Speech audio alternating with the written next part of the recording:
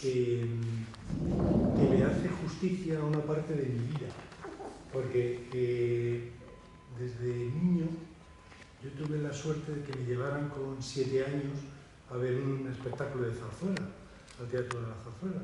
Era programa doble, agua, azucarillos y aguardiente, y la verbena de la paloma. Y a partir de ese momento, cuando había siempre reunión, familia, hijos de amigos de mis padres, de mis abuelos, tal, entonces siempre decían, ¿tú qué quieres ser? Y los niños siempre decían, yo quiero ser médico, yo quiero ser bombero, yo quiero ser no sé qué. Y a mí, mis padres lo tenían siempre en ese momento tan difícil. ¿Y tú qué quieres ser? Y yo siempre decía, zarzuela. Porque a mí aquello me apasionó hasta tal momento que en mi casa solamente, es decir, me veían como, bueno, pues nos ha tocado este niño, es decir, que se lee la cartelera, porque me encantaba leer las carteleras, los títulos me parecían fascinantes, y porque ya lo ha dicho alguien antes, tuve la suerte de que los años 70, 80 fueran unos años de esplendor cultural en la escena española, más concretamente madrileña. Y en esa parte de mi vida yo nunca abandoné esa línea, como bien sabéis muchos de los que estáis aquí. Y a la par pues tuve que construirme, hacer una carrera, hice filología, había que hacer una tesis doctoral y yo quería hacerla sobre zarzuela, claro, y la hice. Después empecé con el ámbito de la gestión, estuve en el Ayuntamiento de Madrid y ahora estamos en la Comunidad de Madrid. Si lo pusiéramos en una balanza, la gente diría, hombre, lo importante en este señor es su desarrollo profesional e institucional. Y sin embargo, para mí lo importante siempre ha sido mi desarrollo con una obsesión que yo he querido demostrar hasta el final, porque, bueno, aunque vaya hacia adelante y hacia atrás, todo el mundo cuando hablaba de zarzuela siempre hablaba de algo como que hubiera muerto, ¿no? Casi todo el mundo hablaba de algo a lo que se iba a ver los grandes títulos, el repertorio, que además si empiezas a los 7 años, hasta que llegó Paco Matilla, todo lo que escuchábamos y veíamos eran siempre los mismos títulos, con lo cual me hubiera conocido la historia de la zarzuela del repertorio en 7 años. Luego después ya alguna vez se pone algún título distinto, como hoy, que el Teatro de la Zarzuela pone el Potosí submarino, pero habitualmente son siempre los títulos del repertorio. Y yo decía, bueno, eso está muy bien, pero resulta que todo el tiempo dicen que la zarzuela murió, ¿no?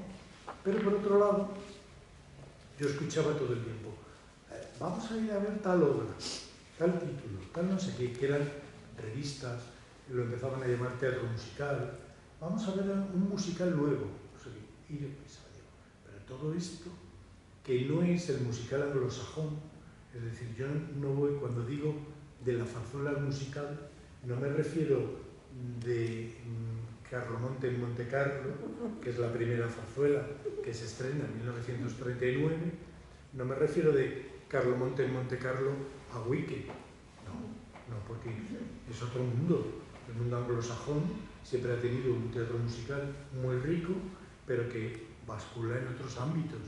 Y que nosotros además hemos tenido una mayor relación con el ámbito francés.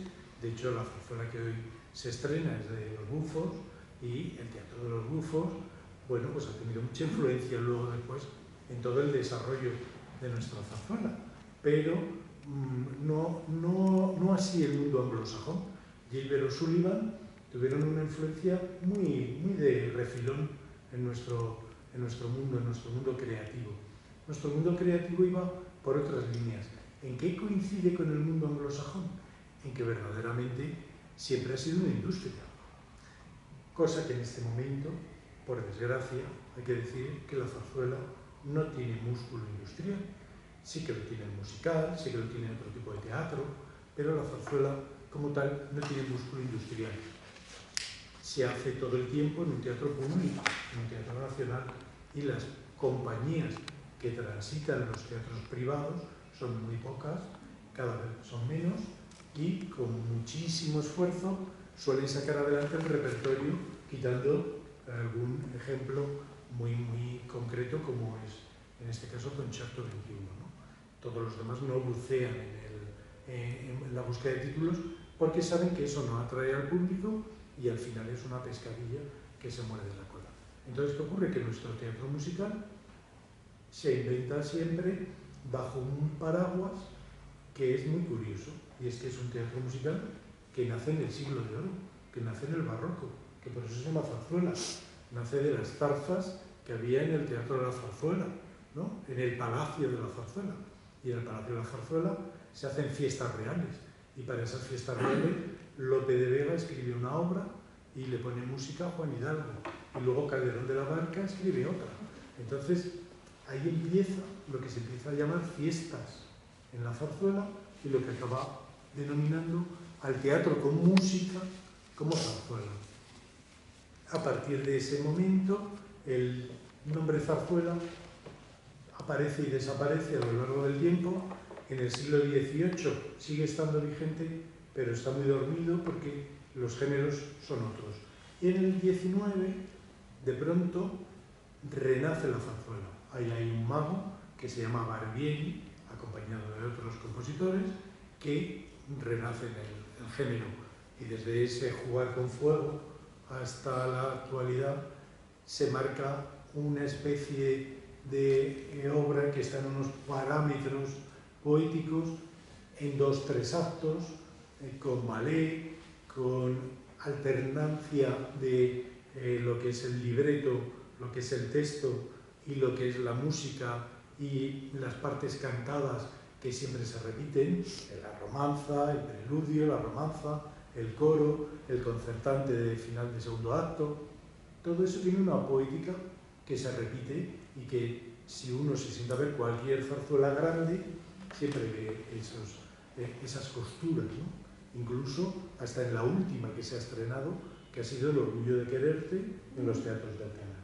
Hasta en esa tú te sientas y ves el esquema de una zarzuela igual que las puso en marcha Barbieri.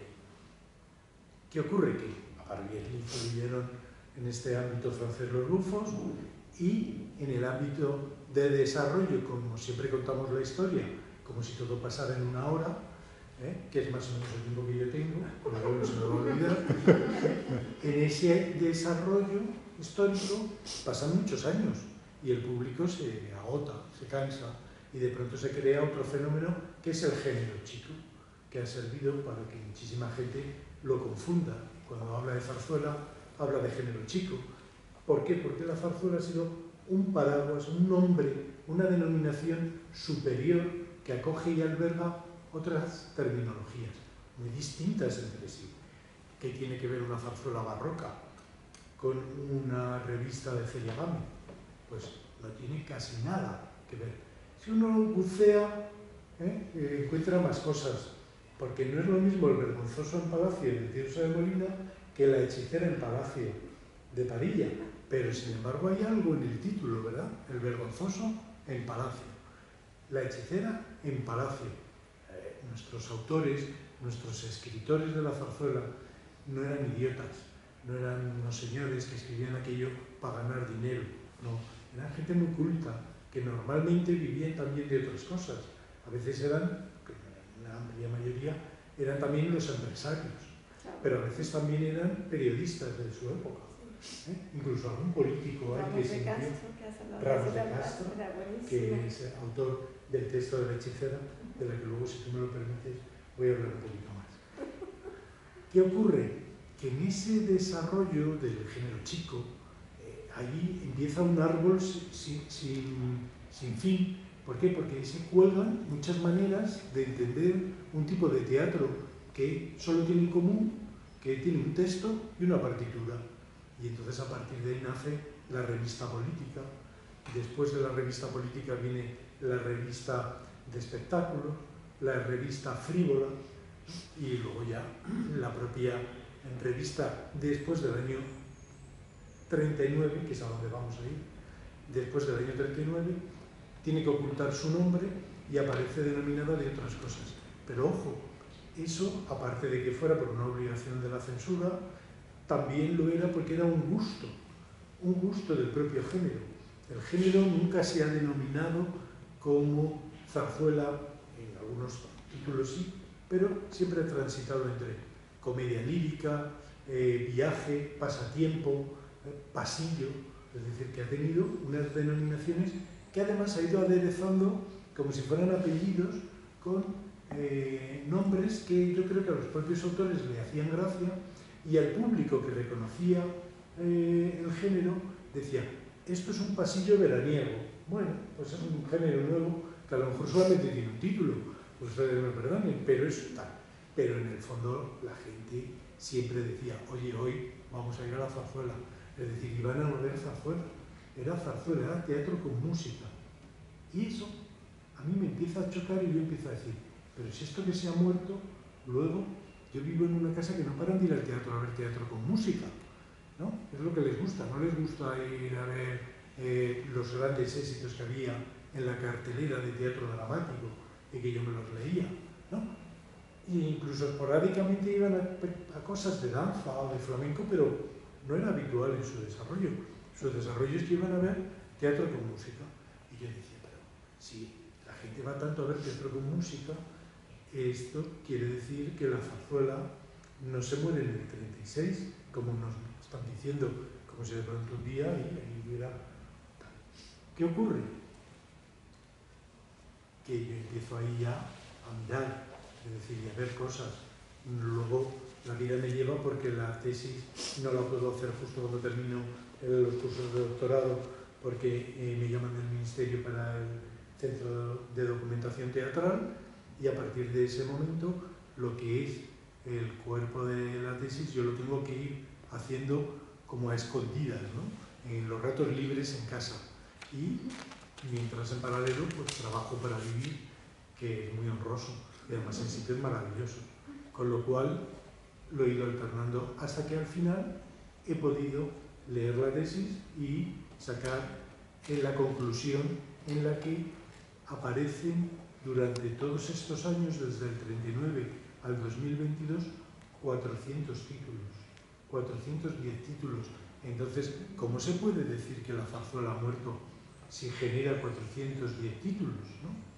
Claro, dicen, bueno, es que tú ahí has metido cosas que no son zarzuela. Yo no os voy a leer el listín telefónico de los 410 títulos, pero, claro, yo no hago eso. Yo lo que hago es que descubro un proceso creativo.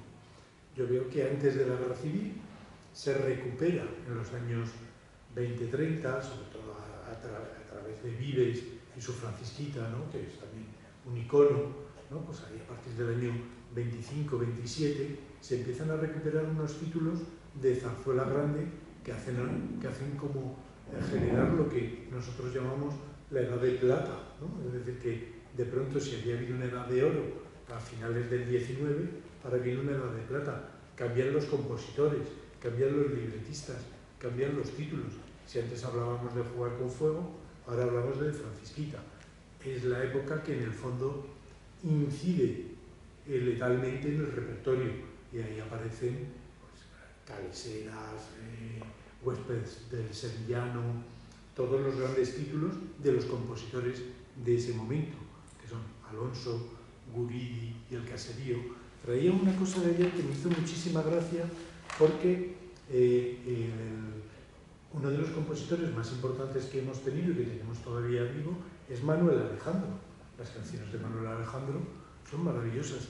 Y hace un artículo en ABC, lo que llamábamos la tercera de ABC, que empieza diciendo: mi maestro, mi profesor fue Guridi.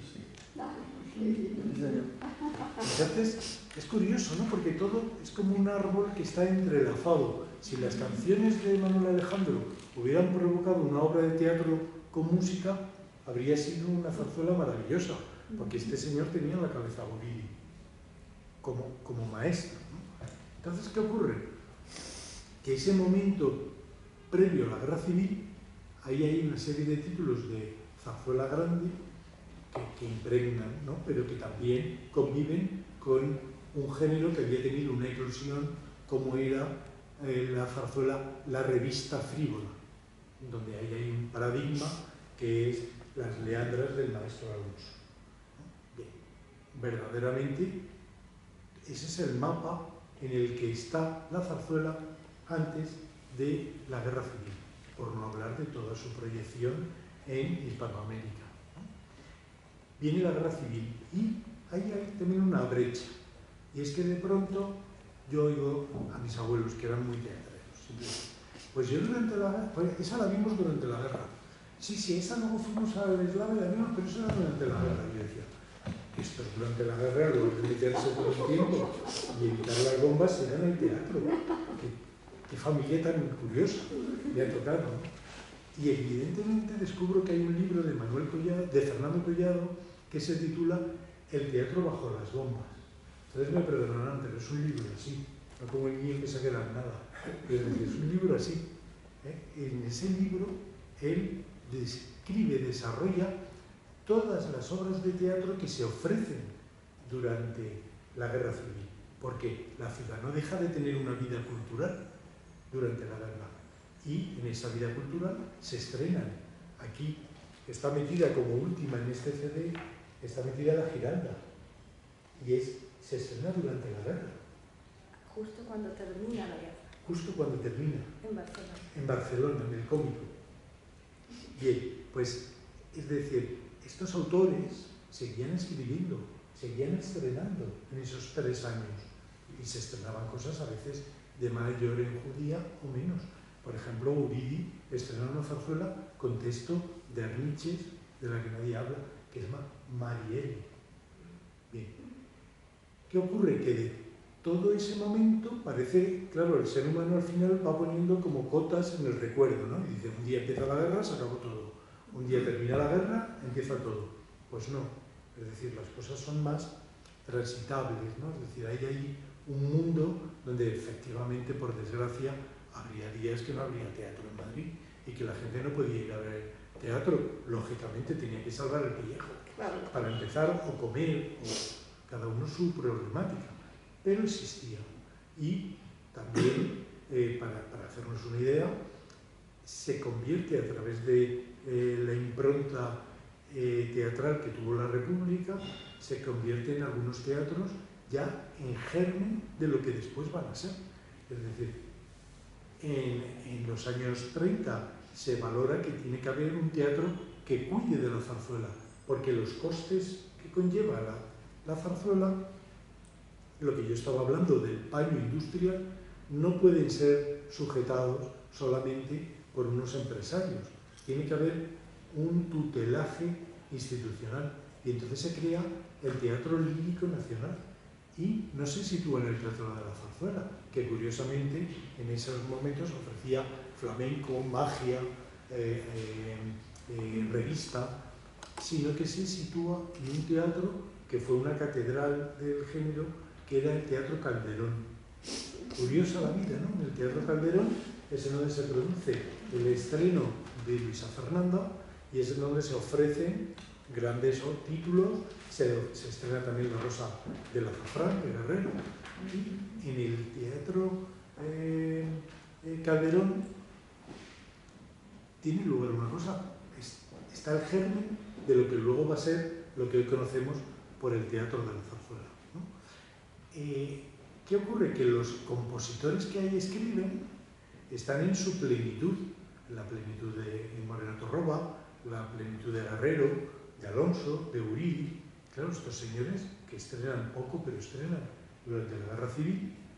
Una vez que termina la Guerra Civil, se tienen que poner manos a la obra porque tienen que vivir. Y porque, entre otras cosas, el maestro Guerrero había construido un edificio maravilloso que era el primer rascacielos en esta ciudad, que es el edificio del Teatro Coliseo. Él tiene que empezar a generar vida. Y hay un autor teatral, que es Javier Poncela, que le plantea, oye, esto del teatro musical, del teatro con música, de la zarzuela, que ha tenido tantas vías, que lo mismo es las leandras, que es la Rosa del Azafrán, ¿no? Teniendo claro que la gente tenía en su haber la delimitación de los géneros, pero todo era teatro con música. ¿qué podemos hacer para seguir avanzando y para no perder, llamar en la taquilla, siempre el eje industrial que ha conllevado y sustentado al género? ¿Qué hacemos, qué podemos hacer para poner en marcha algo que aglutine un número bastante importante de intérpretes y se ponga en marcha una obra diferente a lo que había? Y hoy la primera zarzuela que se estrena después de la guerra en Madrid es en el Infante Isabel y es Carlomonte en Montecarlo, con texto de Jadiel Poncela y con música de Jacinto Guerrero. Pero claro, no es una zarzuela al uso, cantan los actores. ¿Esto a qué nos recuerda? Al género chico. En el género chico también cantaban los actores. Es decir, bueno, todo estaba inventado, pero todo como que evoluciona, como que se hace una relectura. Bueno, pues como ahora decíamos que en el Calderón había tenido lugar el estreno de obras tan importantes como La Rosa y Luisa Fernanda. Y hace muy poco se estrenó La Historia Interminable. Y ahora, es decir, La Historia Interminable es un musical que tiene factura española, que el autor del texto y el autor de la música son españoles. Es decir, no es un musical anglosajón, no es Wicked, no es La Cenicienta de Roald Hammerstein, no es El Rey León, es un texto escrito por un extranjero, que es Miquel Ende, pero es una relectura y en el fondo lo que se pone en marcha es una obra de teatro musical de factura española. Bueno, ahora pasa en la Latina con Oliver, ¿no? Oliver el musical, que todo el mundo conoce, que todos hemos visto la película, llega un autor como es Pedro Villora y construye un texto nuevo que se llama Oliver Twist. Claro, está basado en la novela de Dickens y escriben un musical nuevo, pero tanto el autor del texto como el de la música son españoles. Ese musical no es lo mismo, no es igual que el Oliver anglosajón, que es una maravilla, de Leonard Barr, ¿no? Es decir, son mundos que siempre han ido en paralelo y ocurría, como muy bien sabe mi amigo Paco Matilla, que en la época de los bufos también existía esta influencia.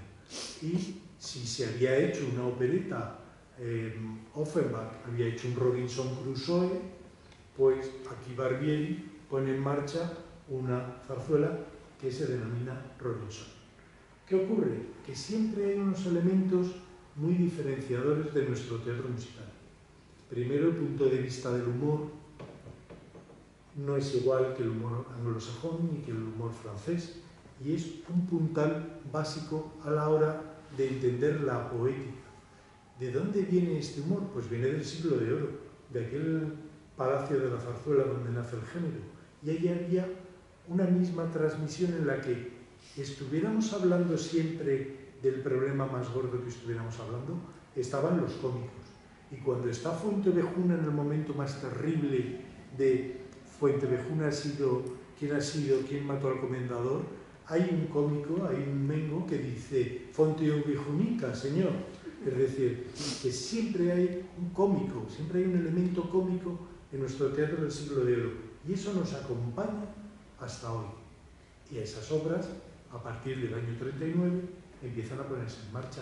Ya les digo que yo no les quiero aburrir con el catálogo de los 410 títulos, pero unas se estrenan en el 39, otras en el 40, otras en el 41, y así sucesivamente hasta llegar a nuestros días, donde se han estrenado Los Pilares de la Tierra. Claro, el autor es Ken Follett, pero el texto y la música es de unos españoles. Es un musical de creación española, y cuando tú te sientas, escuchas y ves aquello, dices, pues esto es lo que siempre se denominaba, cuando yo era niño se decía así, esto es un zarzuelón, es decir, una obra que tú estabas allí los tres actos bien metido, que era El Anillo de Hierro.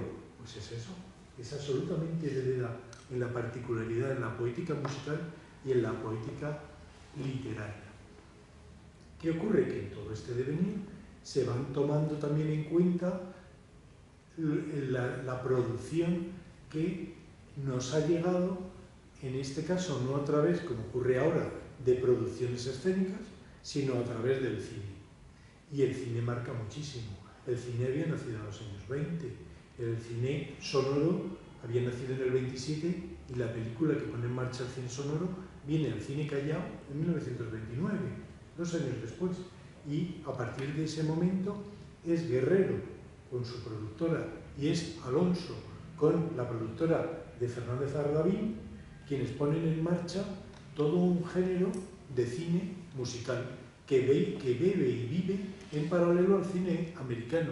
Y no se puede entender una película de dibujos animados como es Garbancito de la Mancha con partitura de Guerrero si uno no tiene en cuenta las películas que ha puesto en marcha Disney con la música de Sargent. Y en el caso de Alonso no se puede entender El bailarín y el trabajador con texto de Jacinto Benavente, guión de Ardavín y música de Francisco Alonso, no se puede entender sin Sombrero de copa. Todos esos grandes títulos del cine musical anglosajón entraban. Y grandísimos creadores, entre los que se encontraba Alberto Portillo, sí, es decir, veían esas películas y las trasladaban a los escenarios. Sí. Pero claro, esto como dicen en Cádiz, el que la coja para él, ¿no? Es decir, si alguien veía esta coreografía, este número musical juega con esto otro. Y entonces se pone en marcha, hubo una cabeza muy importante para el ámbito de la industria, ¿no?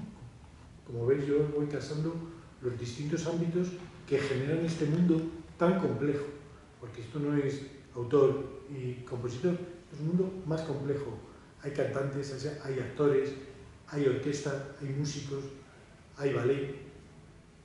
Una persona que había obtenido, que vino de fuera, que se llamaba Celia Gámez, que llega aquí, que un gran éxito con el maestro Alonso, títulos de revista más o menos frívola, sobre todo frívola, en los años 30, después de la guerra, entiende que tiene que reinventar su género y decide olvidarse de la revista frívola, entre otras cosas porque no se lo hubiera permitido la censura, y por otro lado porque ella quería avanzar sobre un género que ya había visto fuera, que se venía desarrollando, en este caso en América, y que se venía desarrollando, y ahora veremos, en Francia, en manos de un compositor tan inolvidable como Padilla.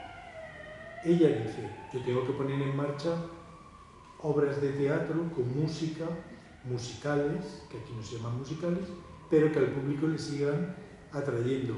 Y estrena una obra que se llama Yola, que denomina zarzuela. Zarzuela cómica en 2 actos. Y Yola se estrena y es un gran éxito. Y uno de los números, que todos conocemos, el número del Mirame, uno de los números que luego, bueno, pues ha tenido peor fortuna, se llamaba Alas. Y Alas salía un avión en escena y Celia Gámez se subía en el avión y cantaba Alas para poder volar. Esto es Flying Down to Rio, una película con coreografía de Busby Berkeley, que es un gran inventor de la coreografía cinematográfica y que es copiado por los creadores de nuestro país en los años 40. Y en el Teatro Eslava, el público que iba veía una escena como Flying Down to Rio, pero con otra música, una música pegadiza que evidentemente hacía guiños a lo que había escuchado en la pantalla. Esto es en paralelo a los grandes compositores que, mire usted, no se mueren en la guerra. Y ahí sigue el maestro Guerrero, sigue escribiendo Loza Lozana, sigue escribiendo títulos. Ahí está el maestro Alonso y sigue estrenando zarzuelas, La Zapaterita, en el propio Teatro Calderón, ¿no? Antes de que se recupere el Teatro de la Zarzuela para zarzuela. Todos los compositores que antes habíamos dicho continúan haciendo títulos de zarzuela, pero ven que el público está demandando más aquello que se está ofreciendo con una mirada que está vinculada al cine. Que no sé yo por qué, porque en este país siempre tenemos la costumbre de luego contarlo todo de otra manera, a partir de los años 70 y 80 se empaquetan todas bajo la denominación de revistas. Y ahí, en esa denominación de revista, es un cajón desastre en donde efectivamente hay mucha revista, hay mucha comedia musical y hay mucha zarzuela nueva, que es como denomina Celia Gámez a Yola. Bueno, Celia Gámez no, sus autores, Quintero y el compositor Irueste. ¿Qué ocurre? Que esto lo ven rápidamente personas del ámbito escénico muy importantes. Rápidamente en ello se fija un señor que era muy importante y que tenía mucho poder en ese momento, Luis Escobar. Y Luis Escobar no se atreve a dar su nombre, pero lo hace a través del seudónimo Carlos Somonte y escribe un texto que es La Cenicienta del Palas. Y ese título, con música de la pareja de Luis Escobar, que era Fernando Moraleda, a partir de ese momento empieza un tándem musical igual que había ocurrido antes de la guerra con el maestro Alonso y Celia Gámez. Y aquí es Moraleda, Fernando Moraleda y Celia Gámez. Pero Celia Gámez es muy astuta. Rápidamente dice, yo lo que necesito son textos, ¿no? Aparte de Yola y de La Cenicienta del Palas, necesito que me escriban obras y que este señor le ponga la música. Y entonces aparece La Estrella de Egipto. Estrella de Egipto que, fíjense, se titula Espectáculo en Technicolor, como si el teatro no fuera en Technicolor siempre, y en 3D, es decir, pero Espectáculo en Technicolor, La Estrella de Egipto. Y el argumento de La Estrella de Egipto es una película, que se va a hacer una película, que se va a rodar en Egipto, y ahí hay una serie de canciones, y ahí Moraleda escribe un paso doble, que es el beso, el poder de la canción que dice Manuel Alejandro. Todos estos títulos conllevan una canción que han supuesto, según su época, la banda sonora sentimental de ese momento, de esa época. Si estamos hablando de Yola, todo el mundo piensa en el Mírame y no hay película de los años 40 que tú veas o que hoy se haga basándose en los años 40 que esté ambientada en esa época que no suene el Mírame, porque es lo que te ambienta en ese momento. Ni hay película de los años 50 donde no esté el beso, ni hay un himno completo, porque es un acierto de Moraleda en La Cenicienta del Palas, como era Vivir. Vivir, claro, ¿qué se podía escuchar en aquel momento mejor para hacer una transición entre una guerra y una posguerra? Vivir, vivir, vivir y olvidar. Eso lo cantó todo el mundo después del estreno en Eslava de esta obra, que estaba detrás un señor que se llamaba Luis Escobar, que fue después director de los teatros nacionales y era el que dirigía el María Guerrero. Es decir, que estamos transitando un mundo que no está aislado, que está conectado y que demuestra en su desarrollo una inteligencia, una dotación para reinventarse de cara a lo que le preocupa, que es la taquilla, ¿no? ¿Qué le preocupa al mundo anglosajón? La taquilla. Y entonces ellos dicen, no podemos seguir haciendo el Mago de Oz, porque ya le hemos sacado todo el rédito que tiene. Vamos a inventarnos que las brujas del Mago de Oz se conocieron de antes. Y entonces vamos a contar su infancia, y esa infancia es Wicked. Vamos a bucear en nuestra literatura y encontramos un título como Oliver Twist y lo hacemos musical. Pues igual ocurre aquí. Vamos a bucear, encontramos una novela de éxito, El tiempo entre costuras, y vamos a hacerla musical. Es el mismo parámetro, pero a lo largo de muchos años. Voy a seguir con Celia Gámez, si tú me lo permites. Resulta que pone en marcha ese tándem con Moraleda que le provoca grandes éxitos de la revista, es decir, éxitos importantísimos, donde siempre había unos números musicales muy del gusto del público y que se convertían en hypes. Pero ella entiende que igual que se agotó la revista Frívola, también se agota de alguna manera ese modelo de teatro basado en lo que se estaba ofreciendo en los cines. Y ella sabe que en París las cosas estaban siendo diferentes. Se va a París y convence a un señor que se llamaba José Que no quería Padilla, volver a España. que no quería volver a España por todo lo que había sufrido, sobre todo con sus trámites en la GAE, además, pero eso es otra historia y no es el tema de mi charla. Pero sí es el tema de mi charla una cosa. Siempre que se habla de Padilla, ¿dónde nos paramos? ¿En qué año nos paramos? En el 39, en el 36. La gente no avanza en lo que hizo Padilla desde el 39 hasta el 60. Y son 30 años, ¿no? O sea, es decir, 21. Pero también España era mucho más cerrada, no había los medios. En aquel momento, pero ahora no. Y ahora podemos mirar qué hacía Padilla, qué estaba escribiendo Padilla.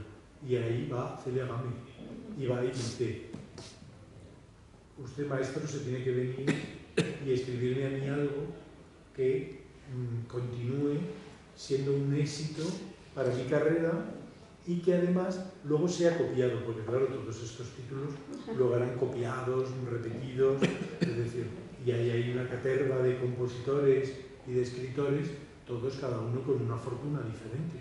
Claro, yo estoy ahí sacando las joyas, ¿no?, del baúl, pero hay mucho título y mucho autor en ese baúl. Y en esas joyas resulta que le escribe un título de aire áureo, porque si estás con el vergonzoso en palacio y la hechicera en palacio, si pasa en un lugar mágico como era el reino de Taringia, es decir, de pronto tú estás evocando ¿a qué? A la opereta francesa. Y le escribe una opereta francesa pasada por el tamiz español, gracias al texto de Ramos de Castro y de Ferri. Ferri era quien aparecía como compositora, no era la autora, era Arturo Rigel, que además era dentista. Bien. O odontólogo. Bien. Porque aquí también hay otra cosa que nunca se ha contado excesivamente. Cuando vemos los autores, dicen la del Soto del Parral, de Carreño, Fernández de Sevilla, música de Soutullo y Ibar. Y dicen de pronto, discúlpenme los lapsus, pero porque como en lugar de leerle, prefiero hacerlo de memoria, para que estemos más cómodos. Resulta que con la nieta de Fernández de Sevilla yo siempre decía, bueno, ¿y qué le escribía a Carreño? ¿No? Y me decía, Carreño no le ponía el dinero. Bueno, es decir, Carreño ponía el dinero. ¿Y cómo recuperaba Carreño el dinero? Pues por autores. Es decir, ¿quién escribía ahí? Ramos de Castro y Arturo Rigel, que es un señor español que está en París y que ahora después voy a sacar. Rigel no sería Padilla. Padilla, claro, compositor, pero Rigel es escritor. No, ahí yo con quien me confundes con Ferri. Ferri era la mujer de Padilla, Vale. Lidia Ferreira. Lidia Ferreira, que firma como Ferri. Es el seudónimo de Lidia Ferreira. Bien, pues ellos hacen La hechicera en palacio.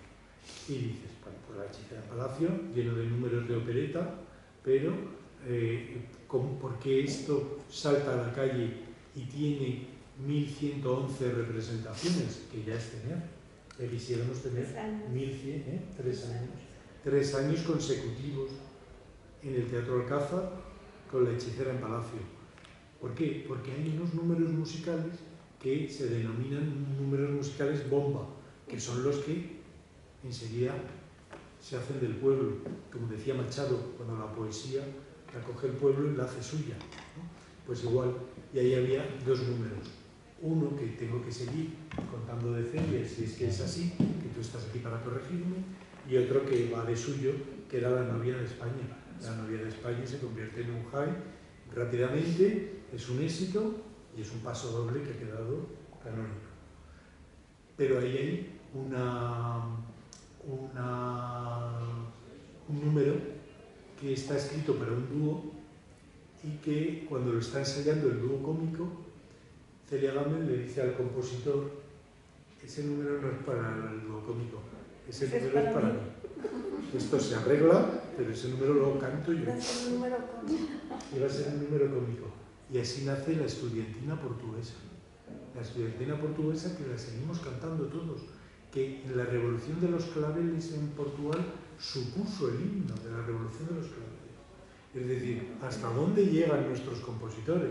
¿Hasta dónde llegan nuestros autores y todo el entramado que genera el teatro musical español? Con esos dos números no es de extrañar que la obra estuviera 3 años. Es verdad que ahí ayuda mucho ya en esta época la evolución fonográfica, el disco, la radio, la televisión todavía no, pero el cine sí.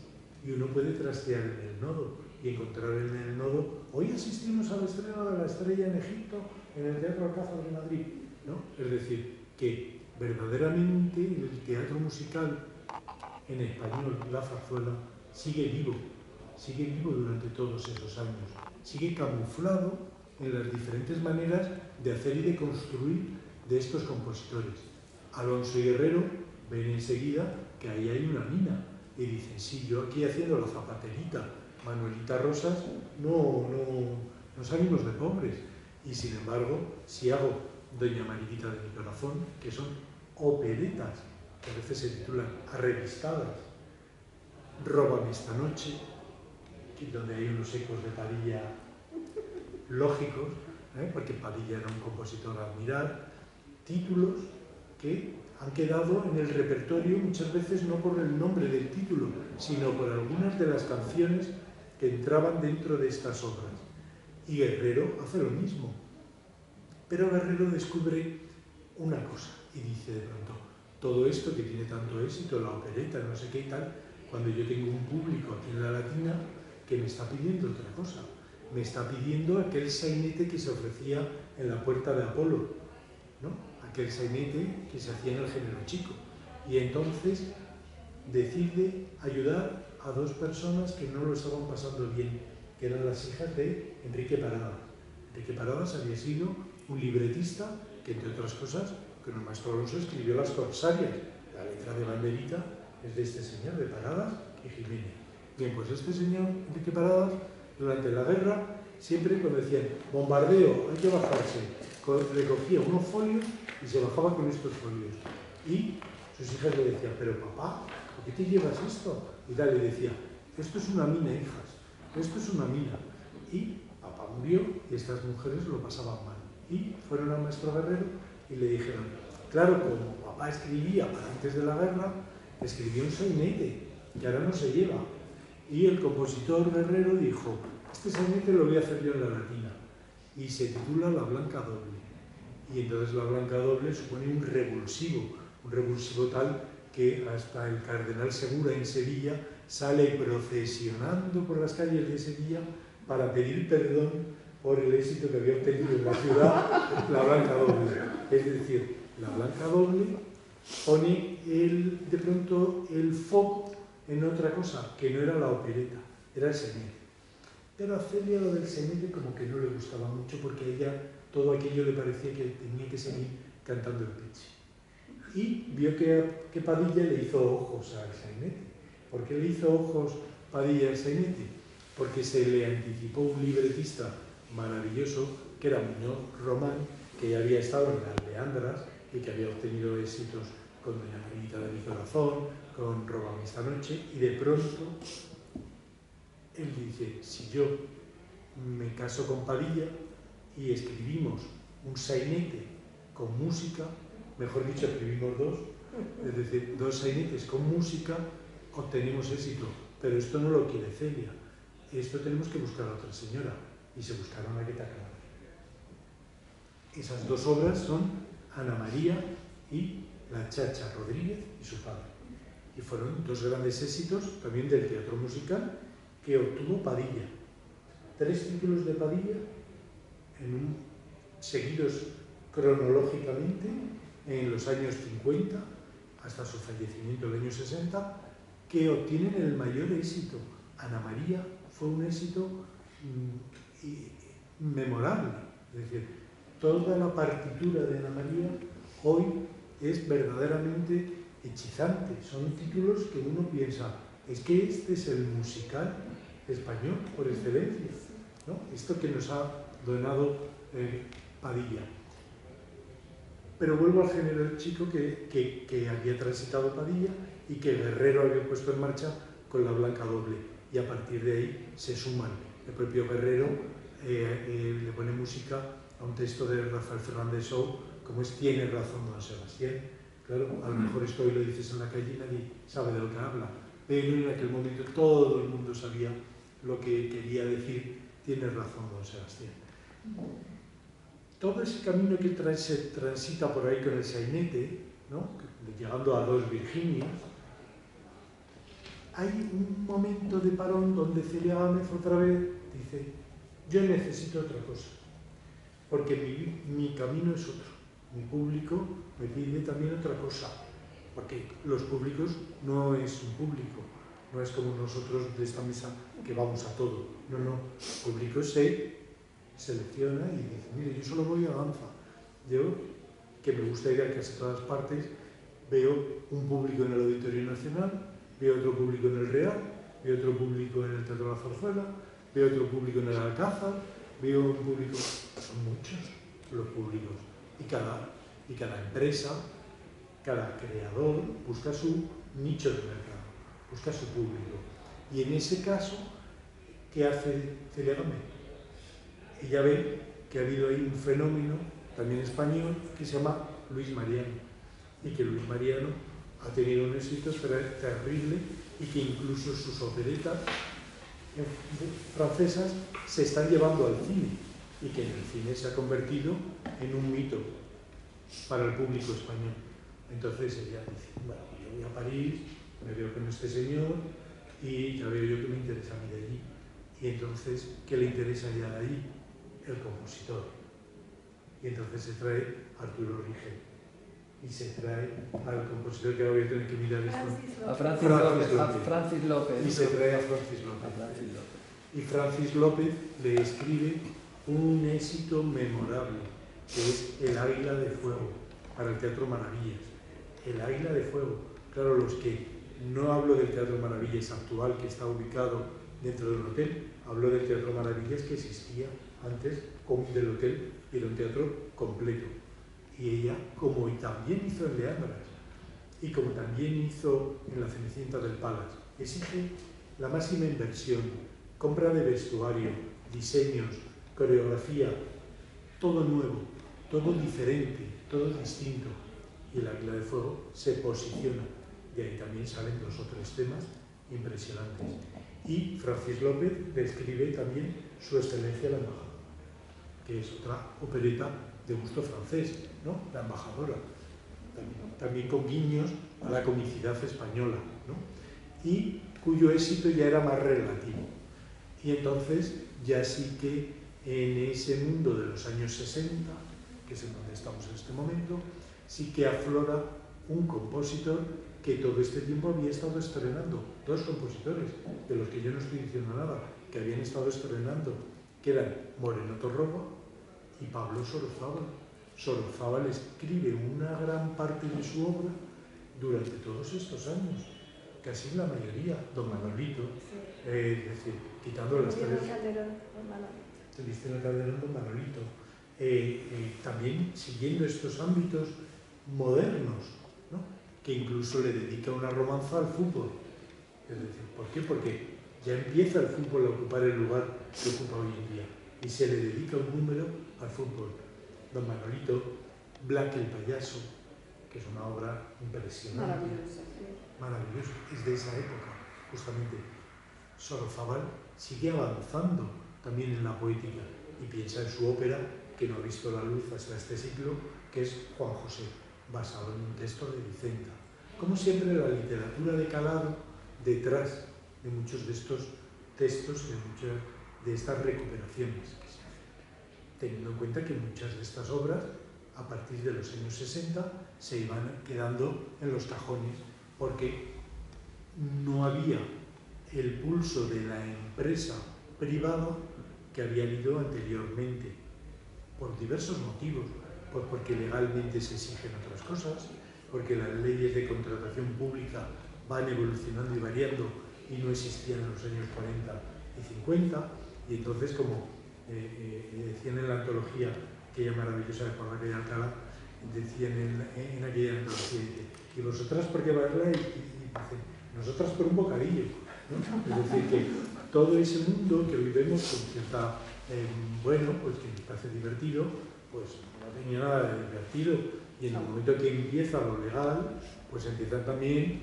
los gastos, los problemas, y empresarios que se retiran, y sí que aparecen los teatros públicos que apuestan y apoyan un tipo de teatro, pero no el teatro musical. El teatro musical tenía que seguir ocupando el mundo que le provocaba la taquilla del ámbito privado. ¿Qué ocurre en este momento donde Sorozábal hace sus últimas obras, las de Caín, donde está Moreno Torroba, que siempre transita, puesto que él había hecho, es el compositor que más había hecho lo que se denominaban las Américas, es el compositor que más veces, creo que él llegó a ir a América 44 veces. Pero claro, 44 veces no es lo de ahora, que nos vamos, cogemos el avión y vemos un musical en Broadway y nos volvemos. No, eran 44 veces, me voy con toda la compañía en un barco, me llevo los decorados, me llevo el vestuario, llego a la Esperanza Iris y he perdido medio del vestuario, de la escenografía, resulta que como estaba en la bodega se me ha estropeado no sé cuánta, y tengo que empezar a hacer los títulos y a escribirlo. Bueno, Torroba sigue escribiendo, sigue estrenando. Muchas veces, en muchas historias, se paran y dicen María Manuela, la última zarzuela, ¿no? O las de Caín. Dicen, pues, es que Torroba después escribió Colomba para Ceñagame. Es decir, él seguía escribiendo. Ellos seguían buscando un motivo de éxito y de mantenimiento de un público a través de unos títulos que iban generando no un repertorio, como pasó antes de la guerra, porque esos títulos anteriores, en el 19 y en los años 20 y 30, son los títulos que han marcado el repertorio. Todos estos títulos de los que yo estoy hablando, quizá en esta mesa suenen, pero no suenan a casi nadie porque no han pasado a lo que se denomina el repertorio. No se han recuperado. Ojo, alguna vez el Teatro de la Zarzuela hace un guiño y pone Luna de miel en el Cairo. Y sabe al lado de qué tiene que ponerlo. Lo pone al lado de Lily Yu, de Gershwin. ¿Qué ocurre? El maestro Alonso se fue a Broadway y vio las operetas de Gershwin. Claro, el mayor éxito era Anything Goes, que pasa en un barco. Pues claro, viene y hace Luna de miel en el Cairo, donde el maravilloso dúo y el terceto de Tomar la vida en serio pasan en un barco. Es decir, claro, es decir, nosotros hemos mirado mucho fuera y fuera también nos han mirado mucho a nosotros. Eso está claro y es un camino de ida y vuelta y es muy honroso. ¿Por qué? Porque pertenecemos a un entramado que es el mismo y que es lógico, y que cuando se habla de las compañías que han ido a América y que han vuelto, pues alguna vuelve y se trae bajo el brazo las partituras de Lecuona, que estaban allí haciendo sus zarzuelas también en estos años. Es decir, que verdaderamente hay un entramado en el que a mí me llevó a una conclusión y es, miren, la zarzuela no ha muerto en el 36. La zarzuela lo que ha hecho es que ha evolucionado, ha ido cambiando su poética y que luego en los años 70 se encuentra con un cambio social radical y se encuentra con que le fluye, como le fluyó en su momento los bufos y le fluyó en su momento el género chico, se encuentra con que viene un mundo pujante que se llama el teatro, no es el teatro alternativo, que es el teatro, perdónenme que esto es lo que tiene la memoria, el teatro de los años 70, el teatro independiente. El teatro independiente y los grupos de teatro independiente que se ponen en marcha, todos hacen teatro musical. Hasta el paroxismo que la obra más perseguida es Castañuela 70, que no es más que una recreación de una revista al uso de una compañía de 3 al cuarto. Lo de, entre comillas, lo de 3 al cuarto para que nadie se ofenda. Y partitura, la composición de las Madres del Cordero y el texto que hay dentro de Castañuela 70, hoy es una zarzuela. Y pobre mi Juan Margallo, que se murió, que yo siempre me decía, pero sí, Castañuela 70 es una zarzuela. Tú no lo digas. Tú no lo digas. Bien, y llegan unos grupos maravillosos, catalanes, en su mayoría, que se implantan en la programación de los teatros madrileños. Porque esto siempre ha oscilado. Ahora estamos en Madrid un poquito más al alza. Luego viene y está Barcelona. Pero son carteleras que siempre han ido muy de la mano. De hecho, el maestro Guerrero escribía unas cosas aquí y otras allí. Incluso los títulos los cambiaba. Padillez en la final de Barcelona. Es decir, que siempre ha habido unos mundos donde se ha transitado un mismo tipo de obra de teatro con música. Aunque es verdad que en el ámbito barcelonés siempre ha gustado más el teatro con música sin texto, que esto era puramente francés. Es decir, donde había números musicales, podía haber un número de magia, estaba más vinculado a lo que era el cabaret o el musicón, y eran obras de espectáculo, ¿no? Donde ahí tuvieron su gran éxito una compañía que vino en los años 40 y que se quedaron los 40 y los 50, que fueron los vieneses. Y los vieneses traen también sus obras y construyen títulos y se quedan aquí en el Teatro Madrid, que es en el que estaba en la Plaza del Carmen, donde está ahora el Mediamar. Y cada vez que entro al Mediamar digo, claro, ¿cómo no iban a hacer aquello? Y decía, 150 patinadoras en escena. Y dice, ¿cómo 150 patinadoras? Claro, ahí sí caben 150 patinadoras en escena, ¿no? Es decir, los vieneses también impregnan el teatro de nuestra ciudad. Vienen de su posguerra, vienen de su guerra, y se colocan y se sitúan en la cartelera madrileña. Pero donde tienen el foco y el éxito es en la cartelera catalana, porque en Barcelona gusta mucho este tipo de musical casi de sketch, que no tiene texto, que no tiene historia, no tiene libreto. Yo soy filólogo, ustedes me perdonarán, y me dedico al libreto. Por eso este recorrido, mis 410 títulos, todos tienen un texto. Porque Ana María tiene un texto. Maravilloso, menudo sainete. Pero si no hay un texto, a mí me importa menos para mi buceo. Porque en la historia del teatro de revistas de espectáculo, lo que tiene un verdadero protagonismo es la espectacularidad de un vestuario, de una escenografía, de una coreografía y la habilidad de un artista. Pero no hay un texto, no hay un hilo argumental. Y entonces aquí viene la guinda del pastel. Es decir, ¿por qué digo yo que todas estas obras son zarzuela? Porque todas mantienen un hilo argumental y aunque algunos de sus números musicales entran de manera floja en los argumentos, otros son del propio argumento y cantan cuartetos, tercetos, dúos que tienen que ver con el desarrollo y hacen avanzar a la historia, hacen avanzar el argumento, como ocurre con lo que entendemos por una zarzuela clásica, que se avanza a través de una historia y a través de unas canciones, de unos números musicales. Igual ocurre en todos esos 400 títulos. ¿Qué pasa? El teatro independiente llega, y yo he dicho, tienen unos grupos catalanes, Dagon, Comedians, Els Joglars, y todos ellos lo que traen son obras de teatro musical. Y todo ello sirve para que grupos madrileños se fijen en ello y pongan en marcha producciones que van al hilo de esa construcción de teatro musical. Es tan así que de hecho Dagon recupera obras de Gilbert O'Sullivan, o sea que no renuncian para nada de su adscripción.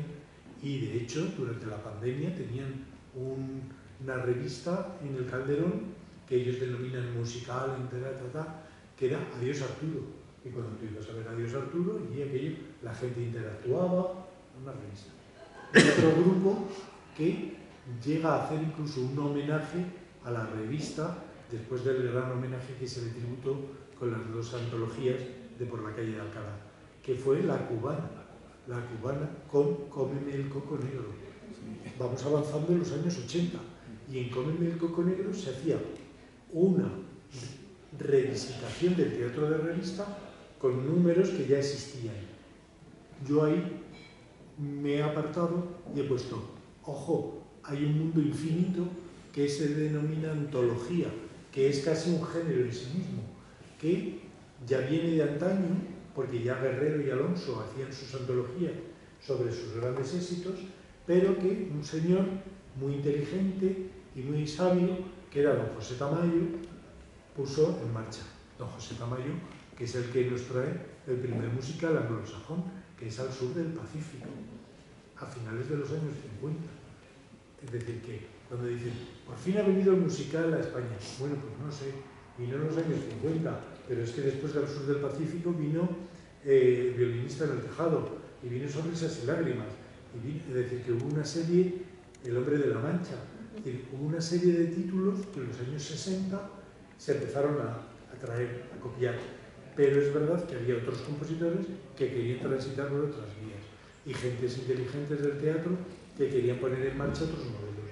Tamayo pone en marcha el modelo de las antologías, que ha tenido un sinfín de seguidores, entre ellos las dos antologías que citaba de mi querido Ángel Fernández. Oye, perdona una cosa. Tú no has hablado, veo que te has pasado, de cuando... ay, ahora vamos, se me da el nombre, porque a mí se me va todo. Celia Gámez. Sí. Estuvo un tiempo retirada.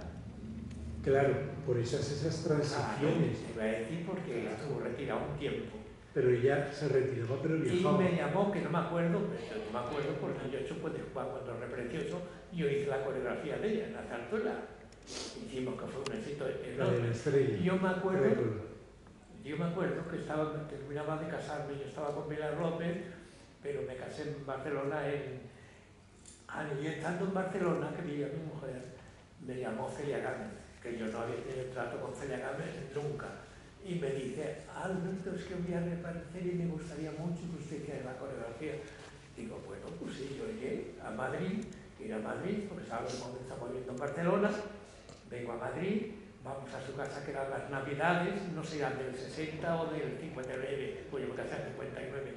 Y llego allí a su casa, que vivía el relator, que tenía una casa espléndida, la casa propiedad de ella, toda la casa, que luego que terminó fatal, sin dinero y sin nada que le gabe, ¿no?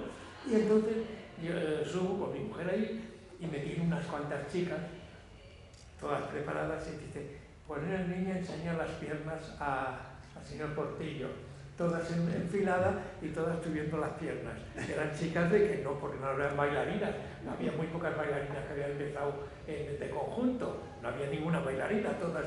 Y entonces le digo, pero Celia, a mí no me interesan las piernas de la señora, a mí me interesa, ¿usted quiere hacer otra cosa? Pues yo la hago, voy a hacerla como yo la siento, ¿no? Pero yo no quiero estar bailarina.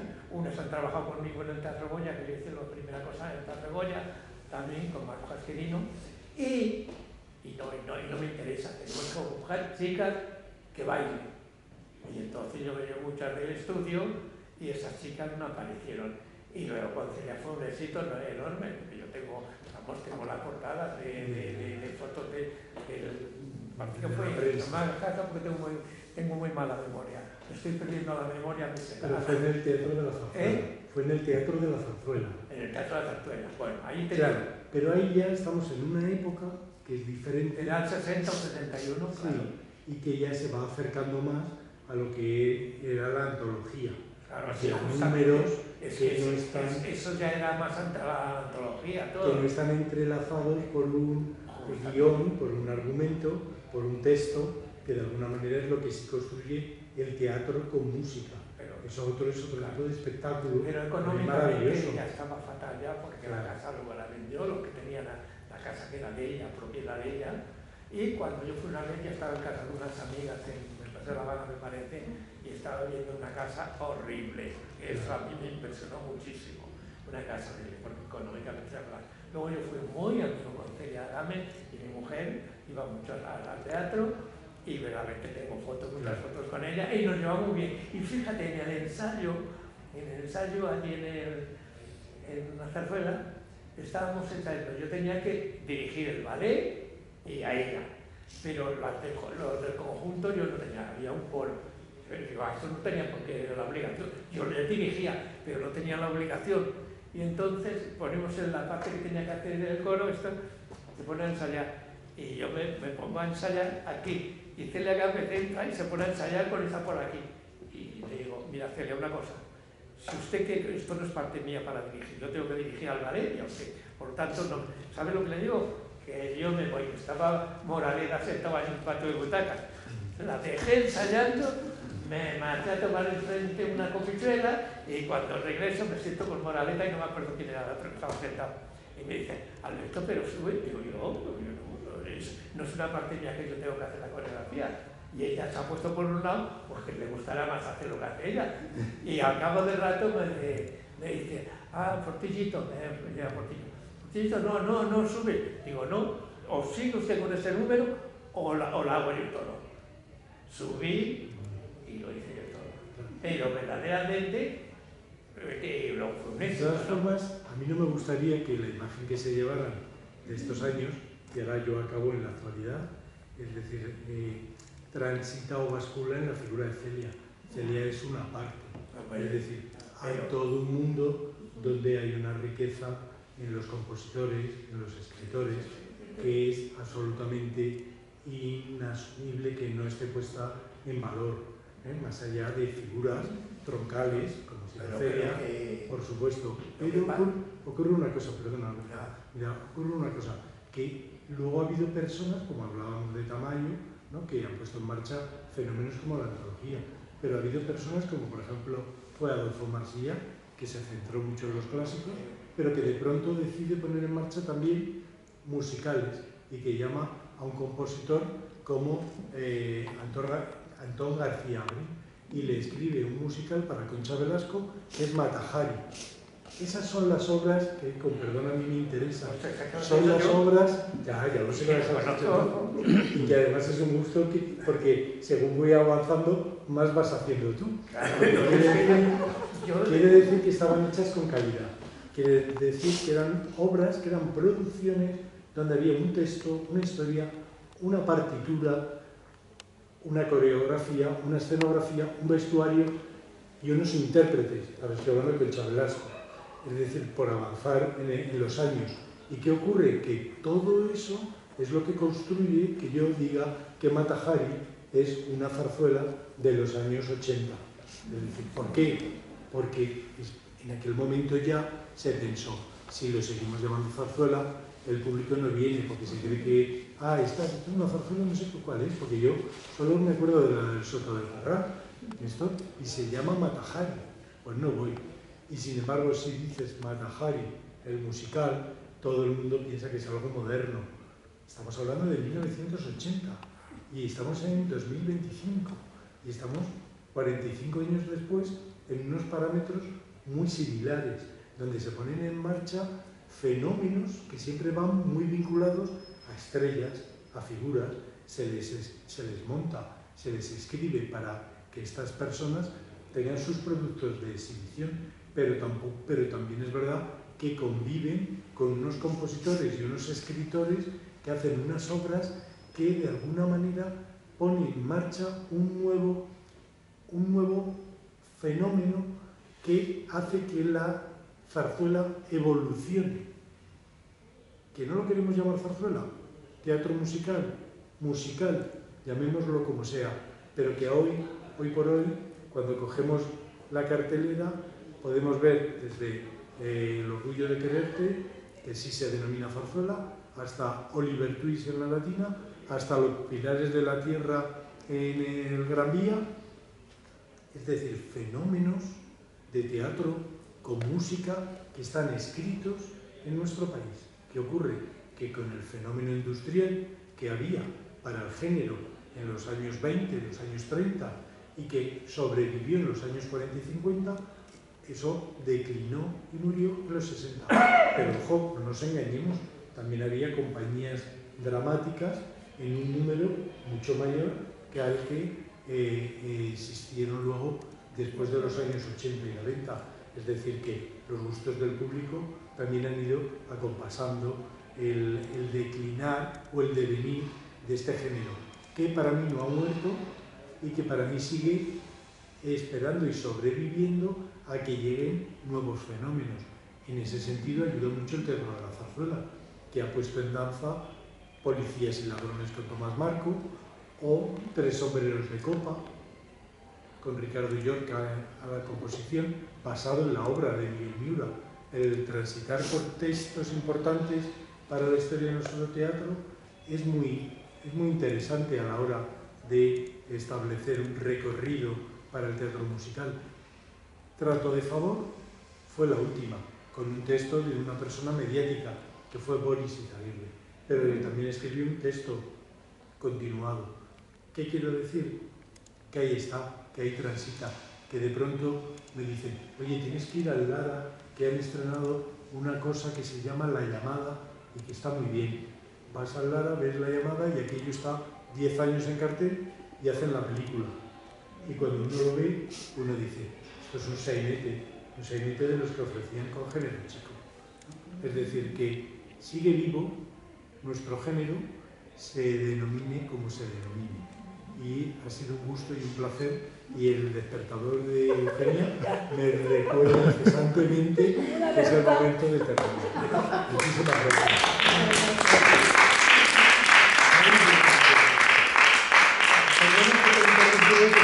Como no has explicado Celia, que quedó en la ruina, porque Celia, cuando se retiró, estaba viviendo en su casa, en práctica la calle esta que va ahí.